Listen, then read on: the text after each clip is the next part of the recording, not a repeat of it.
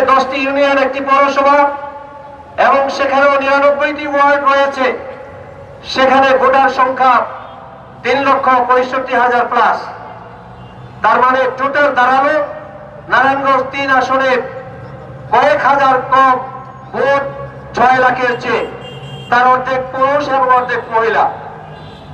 সম্মানিত সমাবেশ, আমি অত্যন্ত পরিষ্কার করে বলবো, জাতীয় সংসদ নির্বাচনকে সুষ্ঠু এবং নিরপেক্ষ করবার জন্য লেভেল প্লেইং ফিল্ড খুব প্রয়োজন ছিল।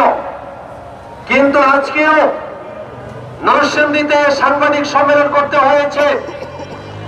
নরসিংদীর জেলা সেক্রেটারি যে আসন থেকে নির্বাচনে পার্টিসিপেট করেছেন, সেখানে পূর্ব নির্ধারিত একটি উঠান বৈঠকে একটি পরিচিত রাজনৈতিক দলের নাম দিয়ে আমরা অনেক দল থেকে এসছি এই নাম প্রকাশ করে জামায়াত ইসলামের উঠান বৈঠককে রক্তাক্ত করেছে।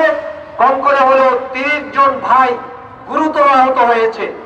জামায়াতের কেন্দ্রীয় মিডিয়া সম্পাদক এটি তীব্রভাবে নিন্দা করেছেন এবং সাংবাদিক সম্মেলন করে নরসিংদীতে তার প্রতিবাদ জানিয়েছেন।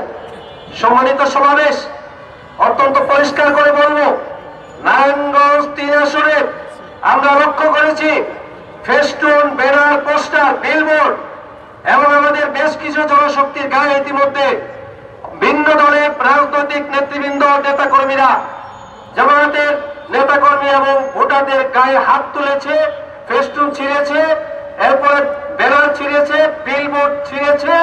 আমাদের দেওয়া অনেকগুলি প্রচার প্রকাশনা সামগ্রীর উপরে তারা হস্তক্ষেপ করেছে। আজকের নারায়ণগঞ্জ 3 আসনের সিদ্ধিরগঞ্জের এই সমাবেশ থেকে লেভেল প্লেইং ফিল্ডের জন্য দাবি করছি। আর যারা এগুলোর উপরে প্রকাশনা সামগ্রীর উপরে হস্তক্ষেপ করছে, বাংলাদেশ জামায়াত ইসলামীর পক্ষ থেকে ভদ্র ভাষায়, সৌজন্য ভাষা তার তীব্র নিন্দা জ্ঞাপন করছি। ঠিক কিনা বলেন? সম্মানিত সমাবেশ, মূল কথা প্রফেসর মুজিবুর রহমান ভাই বলবেন। আমি অত্যন্ত পরিষ্কার করে কথা বলবো, 2026 সালের ত্রয়োদশ জাতীয় সংসদ নির্বাচন একটি চ্যালেঞ্জ। এই চ্যালেঞ্জ মোকাবেলায় ভোট কেন্দ্রগুলোকে পাহারা দেওয়ার জন্য মানব প্রাচীর গড়ে তোলবার আমি উদাত্ত আহ্বান জানাতে চাই।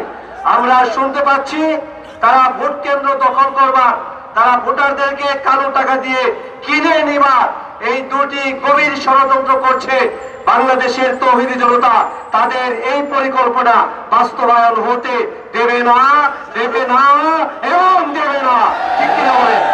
আমি প্রধান অতিথিকে বেশি সময় ধরে কথা বলার সুযোগ করে দেওয়ার জন্য আমি আমার কথা এখানে শেষ করতে চাই। নারায়ণগঞ্জ 3 আসন, এই আসনের 6 লক্ষের কাছাকাছি ভোটার অপেক্ষা করছে দাঁড়িপাল্লা প্রতীককে নির্বাচিত করে বাংলাদেশের জাতীয় সংসদে জামাতের প্রতিনিধিত্ব নিশ্চিত করবে ইনশাআল্লাহ। আমি সিদ্ধিরগঞ্জবাসীকে জামাত ইসলামের দাঁড়িপাল্লা প্রতীকে ভোট প্রদান করে, ম্যান্ডেট প্রদান করে আমি এই জামাতের হাতকে শক্তিশালী করে ডাক্তার শফিকুর রহমান ভাইকে রাষ্ট্র গঠন করবার, সরকার গঠন করবার সহযোগিতার উদাত্ত আহ্বান জানিয়ে আমি আমার কথা শেষ করছি। আল্লাহ হাফেজ, দেখা হবে ইনশাআল্লাহ। বাংলাদেশ জিন্দাবাদ, আমিরে জামাত জিন্দাবাদ। আসসালামু আলাইকুম ওয়া রাহমাতুল্লাহি ওয়া বারাকাতুহু।